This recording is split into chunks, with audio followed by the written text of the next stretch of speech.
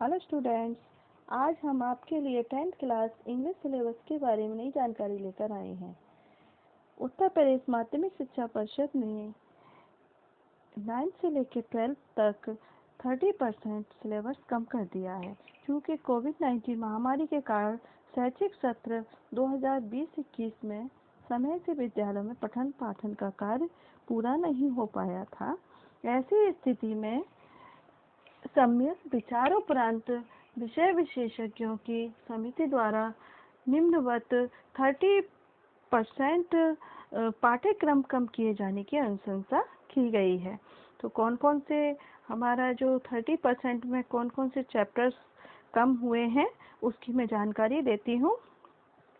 आपका जो पाठ्यक्रम है वो जो रीडर सेक्शन है उसमें से प्रोज में जो आपका 5th लेसन है टॉर्च बियरर और जो 6th लेसन है our Indian music stories and anecdotes, ये आपको नहीं पढ़ना है। पोइट्री में द नेशन बिल्डर्स, ये आपको नहीं पढ़ना है। सप्लीमेंट्री रीडर में माई ग्रेटेस्ट ओलंपिक प्राइज, ये आपको नहीं पढ़ना है। तो इस तरह से ये जो प्रोज, पोइट्री और सप्लीमेंट्री में से जो आपके 4 लेसन्स हैं ये आपको बिल्कुल ही नहीं पढ़ने हैं। जो आपका जो एग्ज़ाम होगा वो आपका 100 मार्क्स का होगा।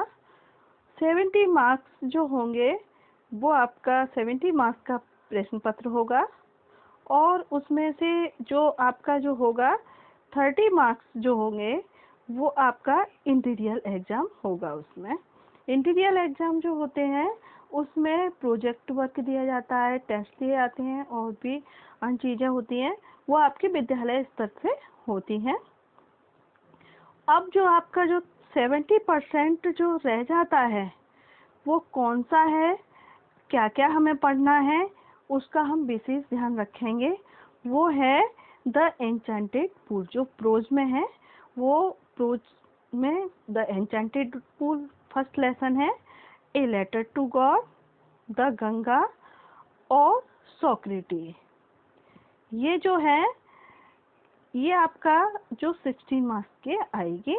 उसमें से जो पूछे जाते हैं कंप्रेंशन होती है, सीन पैसेज दिया जाता है और शॉर्ट क्वेश्चंस होते हैं और लॉन्ग क्वेश्चन होता है एक, वो 16 मार्क्स का होगा और उसमें मैचिंग वर्ड भी होती है।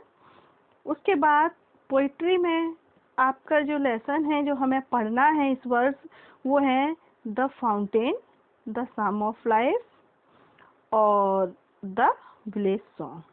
इस तरह से हमें ये जो चैप्टर्स हैं 3 चैप्टर्स हमें पोइट्री में पढ़ने हैं।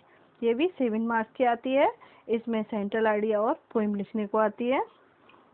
और सप्लीमेंट्री में हमें जो पढ़ना है वो है the inventor who kept his promise, इसको पढ़ना है।